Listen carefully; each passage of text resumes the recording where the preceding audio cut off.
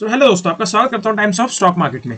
दोस्तों, इस वीडियो में हम बात करने वाले हैं कि आज के दिन एक बहुत बड़े बैंक का Q2 की अर्निंग शेयर हुई है, जिसका कि निफ्टी में भी वेटेज सबसे ज्यादा है और बैंक निफ्टी में भी वेटेज सबसे ज्यादा है। तो अगर आप मार्केट में रेगुलर रहते हैं तो आपको पता लग गया होगा कि आज हम किस बैंक के बारे में बात करने वाले हैं, जिसकी कि आज Q2 की अर्निंग्स सामने आई हैं। तो चलते हैं अपने बैंक के ऊपर।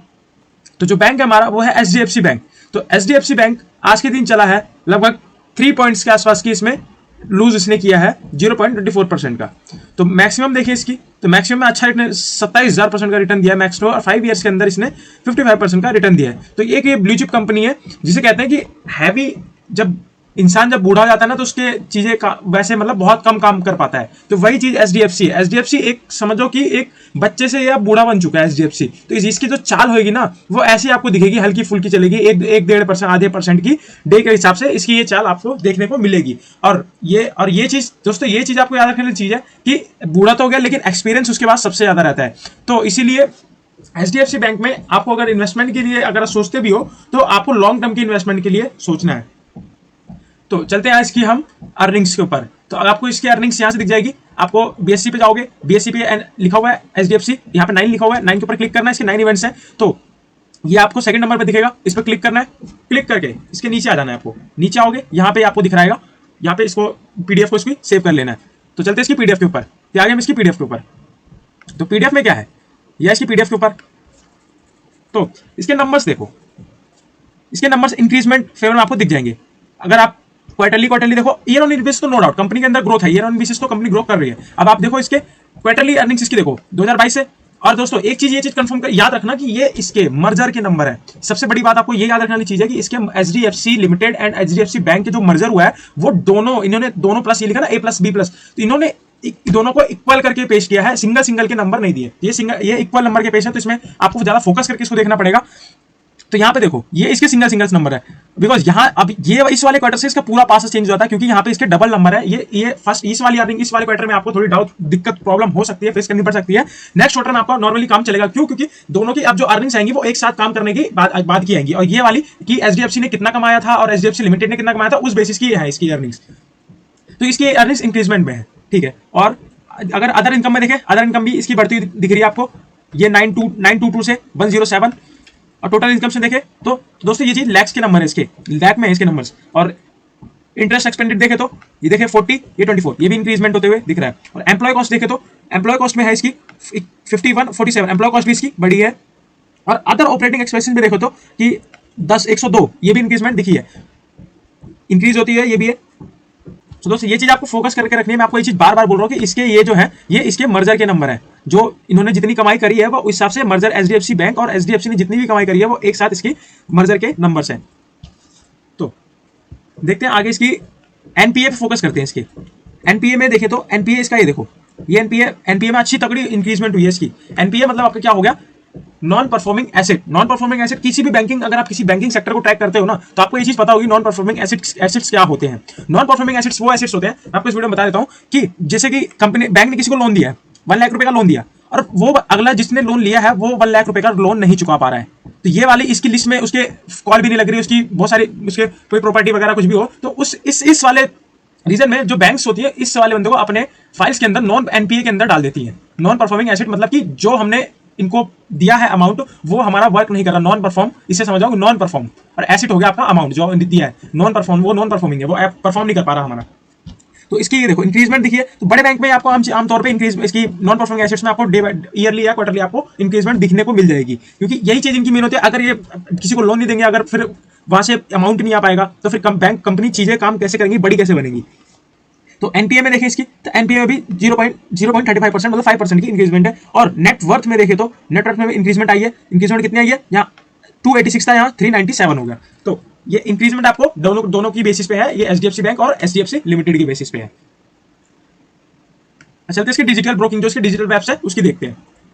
तो उसके अंदर क्या है, ये आपकी रिटेल बैंकिंग आ गई। रिटेल बैंकिंग के अंदर भी इसकी इंक्रीजमेंट दिख रही है, ये 105 से 158 हो गई है। और डिजिटल बैंकिंग में देखें तो 62 से 76 हो गई है। अदर रिटेल बैंकिंग में 608 से, पहले थी इनकी 429 और अब होगी 608। ये लेफ्ट चेक करते हैं टैक्स वैक्स सब इसके निकालने के बाद इसके प्रॉफिट कितना बचा है इसका। तो इसका पहले का जो प्रीवियस जो इसका क्वार्टर का जो प्रॉफिट था क्वार्टर 1 का वो था 15,91,199 और इस वाले क्वार्टर का जो इसका टैक्स वैक्स देने के बाद जो इसका प्रॉफिट है वो है 19,79,005। ये इसका इस वाले क्वार्टर का प्रॉफिट है। तो टोटल में अगर देखें तो इसकी सारी चीज नेट बैंकिंग वगैरह सब कुछ लेके तो ये बन रही है आपकी टोटल की 3416 और ये है 25016। तो इंक्रीजमेंट इसमें भी देखने को मिल रही है। सो दोस्तों ये नंबर्स आपको पढ़ने में इस वाले क्वार्टर में आपको बहुत इसमें डाउट हो सकता है, बहुत आपको इसमें प्रॉब्लम हो सकती है क्योंकि ये डबल क्वार्टर्स के डबल कंपनीज के नंबर है जो कि मर्ज हुई है एक साथ, तो इसलिए आपको प्रॉब्लम थोड़ी सी फेस करनी पड़ सकती है। तो अब देखते हैं रिजर्व एंड सप्लाईज में क्या इनका है। तो रिजर्व एंड सप्लाईज में भी नो डाउट चीजें इनकी अच्छी परफॉर्म करी है। और अगर डिपॉजिटरी में देखें तो डिपॉजिटरी में बहुत अच्छा उछाल आया। ये चीज बैंक के लिए बहुत अच्छी चीज है कि डिपॉजिटरी में इसके अच्छा पहले कितना था 1673 और अब कितना है 2172। अब बोरोइंग देखे तो बोरोइंग में भी इंक्रीजमेंट आई है। अदर लायबिलिटीज में देखे तो इसमें भी इंक्रीजमेंट आई है। और एसेट में भी कैश बैलेंस रिजर्व देखे तो आरबीआई का यहां भी इसकी इंक्रीजमेंट दिखी है। अदर एसेट्स में भी इंक्रीजमेंट दिखी है। सो दोस्तों अब अगर बात करें कि इसकी जो डिपॉजिटरी है वो इतनी मेन क्यों है, क्योंकि एचडीएफसी अगर इस टाइम पे प्राइवेट बैंक में फोकस किया जाए तो एचडीएफसी प्राइवेट बैंक में इंडिया की सबसे टॉप बैंक है। इस टाइम पे नंबर 1 की रैंक कर रही है एचडीएफसी बैंक इंडिया के अंदर।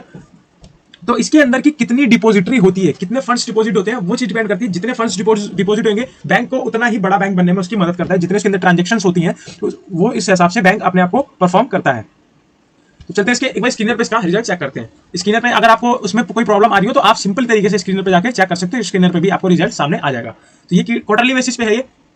तो क्वार्टरली बेसिस पे देखो इसका बढ़ता ये इन वाले नंबर्स को छोड़ो, जो चीज होगी इसके पीछे उनको छोड़ो। अब आपको एचडीएफसी बैंक के अंदर ना इस वाले क्वार्टर से आपको फोकस रखना पड़ेगा, सितंबर क्वार्टर से आपको फोकस रखना पड़ेगा। क्यों? क्योंकि इस पूरे टाइम के अंदर ये पूरा एचडीएफसी बैंक का वर्क था, ये पूरा एचडीएफसी बैंक का वर्क था। और ये वाला जो है ये प्लस एचडीएफसी लिमिटेड का है, ये एचडीएफसी लिमिटेड का प्लस है। तो इस वाले क्वार्टर से आपको अगर आपको इन्वेस्टमेंट बेसिस पे लॉन्ग टर्म में जाना तो आपको इस वाले बेसिस पे आपको फोकस करना पड़ेगा। इस वाले नंबर्स को आपको देखने पड़ेंगे एचडीएफसी बैंक के। तो एक चीज हम देखते हैं इसकी शेयर होल्डिंग पैटर्न में जाके देखते हैं। शेयर होल्डिंग पैटर्न में क्या देखने को मिलता है कि शेयर होल्डिंग पैटर्न के अंदर इसके ये देखो पहले चीजें थी प्रमोटर के हाथ में, अब यहां से प्रमोटर का पूरा सफाया कर दिया है। इस वाले में पूरा प्रमोटर का सफाया कर दिया और पूरी कमान थाम ली है इस बारी एफआईज ने और डीआईज ने। लगभग 80% का माल इनके पास है, इन दोनों कंपनियों के पास है। तो सिंपल सी चीज अगर खुद ही सोचो, अगर एफआईज डीआईज किसी कंपनी के अंदर है, अब पूरा का पूरा माल उन्होंने दबोच रखा है, तो कंपनी तो नो डाउट किसी भी हाल में आपको डूबती हुई नहीं दिख सकती। इतना तो आपको कंफर्मेशन होनी चाहिए चीजों को लेके कि कंपनी किसी भी हाल में नहीं डूब सकती। अगर एफआईज डीआईज उसके अंदर अपनी पूरी अपने अमाउंट की वो इंटरेस्ट दिखाते हुए दिख रहे हैं तो कंपनी आपको बेकार तो नहीं हो सकती। तो पब्लिक देखे, पब्लिक के पास 17% का माल है।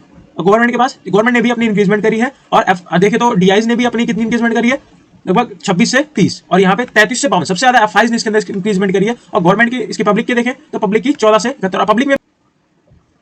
सो दोस्तों देखने वाली चीज ये रहेगी कि ये मर्जर रिजल्ट मैं बार बार इसलिए बोल रहा हूं क्योंकि ये एचडीएफसी बैंक और एचडीएफसी लिमिटेड का मर्जर रिजल्ट है। तो ये मर्जर रिजल्ट मार्केट को कैसा लगा ये चीज आपको कल स्टॉक मार्केट के अंदर अपने निफ्टी एंड बैंक निफ्टी और एचडीएफसी बैंक में आपको देखने को मिल जाएगी। और उससे पहले आपको ये चीज आपको देखने को मिल जाएगी एचडीएफसी एचबीडी में। एचबीडी क्या है, एचडीबी क्या है कि जो न्यूयॉर्क स्टॉक एक्सचेंज है उसके अंदर ये ट्रेड होता है। एचडीएफसी बैंक का एचडीबी है जो जैसे कि एडीआर होता है वैसे एचडीबी है। एचडीबी क्यों है? क्योंकि न्यूयॉर्क स्टॉक एक्सचेंज के अंदर ट्रेड होता है। तो ये है $58 का, ये 58 रुपए नहीं है, डॉलर है, तो इसकी डॉलर्स में चलती है चीजें। और ये जैसे जैसे रिएक्ट करता है वैसे वैसे आपका एचडीएफसी बैंक भी रिएक्ट करता है। तो कल के दिन इसमें देखो कुछ ऐसे नॉर्मल ना के बराबर ही चीजें हुई थी, तो इसलिए आज अपने बैंक में भी ना के बराबर चीजें हुई थी। तो आज आपको ये जब मार्केट खुलेगी यूएस की तो आपको ये उसमें एक्ट करता हुआ दिख जाएगा।